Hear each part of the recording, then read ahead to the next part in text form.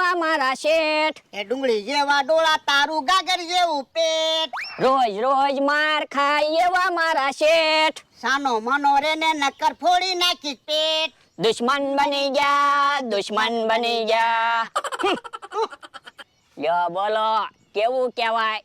ક્યારેક માણસ અને શેઠ વાવી તો ક્યારેક ભાઈબંધ બની જાવી તો ક્યારેક પાછા દુશ્મન બની જાવી. તો હું પણ અત્યારે આપણે ક્યાં દુશ્મન છેવી? અત્યારે તો તમે મારા શેઠ છો અને હું તમારો માણસ છું. ઈ હાસુ.